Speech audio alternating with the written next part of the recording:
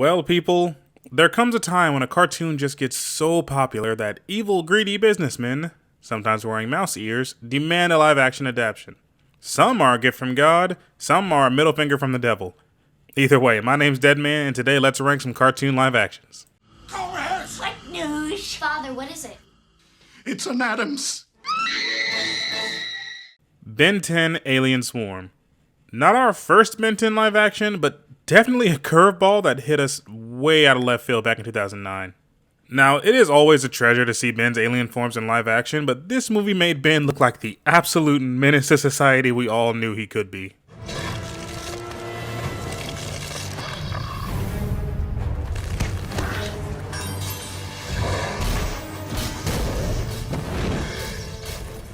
The plot is all over the place, everyone's acting sucks, and the entire villain just oozes generic. Wouldn't trade this film for the world. 8 out of 10. Alvin and the Chipmunks. To this day, I have not seen the third one, Chipwrecked, and everyone says it's the best one, so that's my L to hold. First things first, can we all take a moment to just thank the live action for making them actual chipmunks? Because before this, and after, they were giving us fully preteen-sized monsters and trying to sell them as chipmunks. I mean, holy hell, look at the size of them! Here's the deal. You guys sing my songs, you get to sleep here. No. In contrast to all that good stuff, these movies did bring about those dark ages of people making chipmunk remixes of every song to ever exist. So, 6 out of 10 for these little animorphs. 'Cause you had a bad day. You take it one down. You sing a sad song just to turn it around. You say you don't know. You tell me don't. Fairly Odd Parents. What the actual fuck? Is trashing my daycare. The biggest twerp in Dimsdale, Timmy Turner. Ugh, icky Vicky. Still molding young minds, I see. Don't you shake your babas at me! It's not snack time till I say it's snack time! Actually, before I even get started, the internet as a collective unit lights on fire anytime a person of color or like a fictional character is whitewashed or not casted as dark skinned as they were on paper. So where the fuck were y'all when AJ got hit with the light skin stick?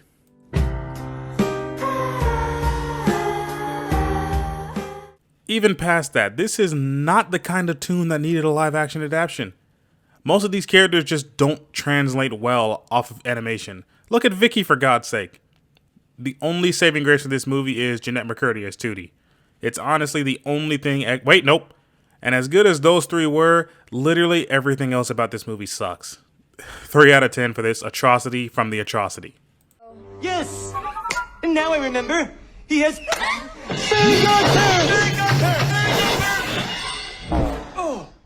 Scooby Doo? Well, just the first two. The word masterpiece comes to mind, because I fucking love these movies. The core cast plays these characters amazingly. I can honestly say that Freddie Prinze Jr. as Fred is the best version of this character, well, ever. Yo, the biatch was like, what? And I was like, later on. The mystery game formula is a hard thing to stretch into a movie, but Rahad Gosnell, if I pronounced that right. Also, Matthew Lillard is always, and always will be a win. 10 out of 10 for this fucking godsend. It's awful. Oh, Scooby Doo, but again. You know all that saying about paradise, right, people? That it isn't something that's built to last? Well, this is how I learned that lesson. You? What? Like it can be! Seriously though, fuck everything about this film. This is the worst Fred I have ever seen. I didn't even think it was possible to drain Daphne of even less personality. Why'd they make Shaggy an absolute fuck up with stupid hair? Velma, you're cool. And fuck this absolute PS1 graphic Scooby-Doo that none of these actors can pass off as really there. 2 out of 10 for this, and that's only because Hayley Kiyoko's Velma fucking rocks. Cat in the Hat. Fun fact, people. This movie is the reason that the Seuss family said no more live actions. Don't know what they were on about though, because this is just pure gold. That's just wrong, you're stupid. Now wait just a minute. And you're ugly, just like your mum. Did you just call my mother ugly? Shut up! I mean it. I will end you. As a passionate Austin Powers fan, there is no such thing as a bad Mike Myers role. Bo Welch turned one of the most boring children's books in history, I said what I said, and turned into a real roller coaster. And for that, I commend him. 9 out of 10 for this furry fuel. The Grinch. Let's keep this Dr. Seuss train rolling with another one. Again, absolute snooze fest of a book, all-time classic of a cartoon, heavenly blessing of a movie. I don't have to tell y'all about Jim Carrey's acting. We all know he kills any role he's given. What honestly amazes me about this film is the scenery. Whoville is brought to life in such an astonishing way, and it's just satisfying. But man, those Who Knows is disturbing. So, 8 out of 10. Cruella. Haven't seen it. Avatar: The Last Airbender. Oh, sweet Jesus, have we come to this already? Look, folks, there are 1 million videos out there on why this film is bad, and I don't want to rehash it here, so let's just talk about what's good about it. Who Framed Roger Rabbit? 10 out of 10. I will not elaborate further. If you haven't seen it, go see it. 10 out of 10. Popeye. What the fuck? What the hell was this entire... This is a fucking daydream. God damn it. Lucky for these guys, your boy is a sucker for Robin Williams, so 6 out of 10. Maleficent. Haven't seen it. The Flintstones. Of all the tunes in the world, of all the live action potential, in 1994 we got this one. And all the people said amen, because this was a blessing. He's just jealous of my hard-earned success. Hard-earned? Tell me something, Mr. Vice President. What's a graduated inventory plan? Huh? How about supply and demand? Hey, Fred, what's 2 and 2? I didn't come here to talk business. The Flintstones universe has got to be one of the fucking hardest things to bring to life, and god damn it, they did it flawlessly. Every single actor in this film sells their character without a sitch. From their mannerisms to their accents, it's all just so well played. The only flaw of this film would be the special effects of the time don't really hold up. But, hell, that's just nitpicking. 8 out of 10 for this strangely satisfying nightmare. The Flintstones, but again, I'm very glad to see that the Scooby Doo curse didn't take effect. Brand new cast, brand new director, brand new plot, and it's still just as good as the first go-around. Except for Barney's hair. What the fuck is that? 8 out of 10 for this strangely satisfying nightmare. Kim Possible. Nope. Hell nah. If we all try hard enough, we can pretend this debacle never happened. Never existed. Kim who? Dora the Explorer. Wait. This was real? I would have bet anything that I fever dreamed this. Well, whatever. This was actually really well put together. Acting is a little choppy at times, but Danny Trejo's voice coming from a small little CGI monkey is something we can all get behind. 7 out of 10 for this funny little train wreck. Just a kid. You're not a kid. Dumbo. Oh god, have we reached the Disney live actions already? Well, this movie definitely loses points for not including the nightmare elephant, the amalgamation thing. It gains those points right back for how well they executed the pink elephant scene. The mouse always manages to surprise me even when expectations are through the roof. Also, Danny DeVito. That is all. 7 out of 10 for the big-eared freak. Call, ladies, make sure his wrinkles don't get wrinkles. In our country, legend tells us the gods can take animal forms.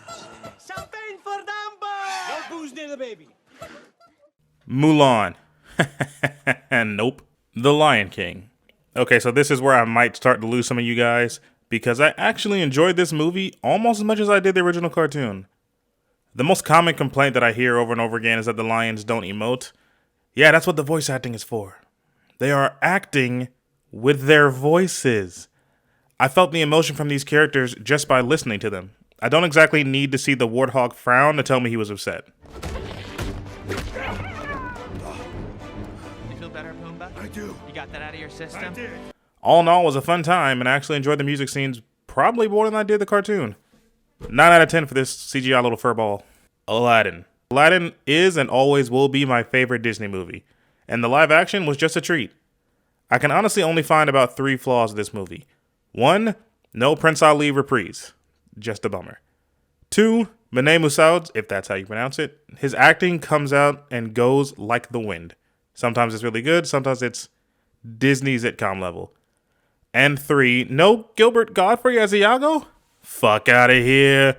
8 out of 10. Well, Alibaba, he had them 40 thieves. Shahrazad, he had 1,000 tales. But Master, you're in luck because up your sleeve, you got a genie that never fails. The Addams Family values. There has never been and never will be a more perfectly executed live-action adaptation in this mortal coil. The devil himself turns his film on every autumn. I have seen the unholy maggots which feast in the dark recesses of the human soul. They're at camp. There is an unspoken sacred rule, the golden rule of every adaptation of anything that has ever been made. It's never as good as the source material. The best we can hope for is pretty good or so bad that it's good. But there's always a glitch in the matrix. Because the Addams Family values is better than any iteration of this twisted family ever seen, and that bar is set high. Every single scene is pure gold. Every single character is casted brilliantly. As kids, we all had crushes on Wednesday. Now as adults, we all know how lucky Gomez is, because damn. Speaking of Gomez, ladies, this is where the best of us learn how to treat a woman. The standards have always been high. Look at her. I would die for her. I would kill for her. Either way, what bliss? Truth be told, I could go on and on and on and on, but I'll stop here because we're running out of time. Might just go and make a entire video on just how much I like this movie. The Addams Family values will always stay on the throne of live-action adaptations for all time. 100 out of 10 for this absolute masterpiece. Alright folks, thank you for watching. I hope you liked the video, and I hope you liked my new avatar and avatar poses drawn by Maytroll, if I'm pronouncing that. I commissioned it from her Instagram, so y'all check her out. Not much to say here, just looking back on this channel from when I started, it has grown exponentially, and I have nothing but gratitude for that. Thank y'all for watching. King of the Dead signing off.